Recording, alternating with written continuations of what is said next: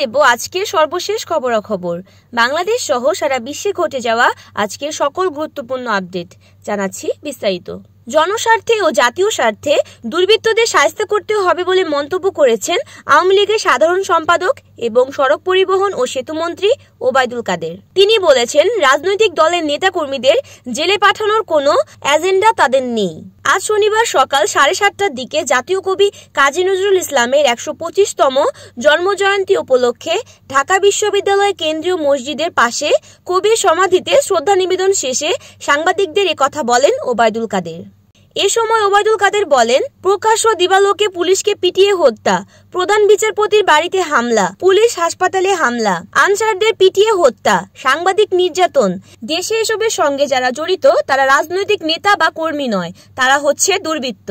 জনস্বার্থে ও জাতীয় স্বার্থে এই দুর্বৃত্তদের শায়েস্তা করতেই হবে।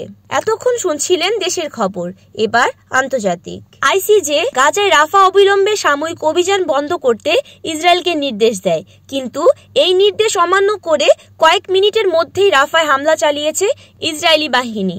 শুক্রবার রাফায় শাহবৌরা শরণার্থী শিবিরে যুদ্ধবিমান থেকে হামলা চালানো হয়। আইসিজের রায় ঘোষণার কিছুক্ষণ পরই রাফা শহরের কেন্দ্রে অবস্থিত শাহবৌরা ক্যাম্পে দফায় দফায় হামলা চালিয়েছে ইসরায়েলের জঙ্গি বাহিনী। হামলাস্থলের কাছাকাছি কুয়েত হাসপাতালের একজন কর্মী জানান, তুমুল বোমা হামলার কারণে উদ্ধারকর্মীরা অভিযান স্থলে পৌঁছাতে পারছে না। 2 বছরেরও বেশি সময় ধরে সাবেক সোভিয়েত ইউনিয়নের দেশ ইউক্রেন সামরিক অভিযান চালিয়েছে রাশিয়া। এখনো থামেনি সেই যুদ্ধ।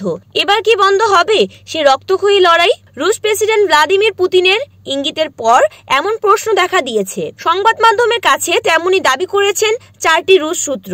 তবে পুতিন নাকি বলেছেন, কিয়েভ বা পশ্চিমা দুনিয়া যদি তার প্রস্তাবে কোনো প্রতিক্রিয়া না জানায় তাহলে অবশ্য তিনি যুদ্ধ চালিয়ে যাবেন। এতক্ষণ সাথে থাকার জন্য সকলকে ধন্যবাদ। সাথে ছিলাম আমি অরণি। 24 ঘন্টার সকল খবর জানতে চোখ রাখুন NAN টিভির পর্দায়।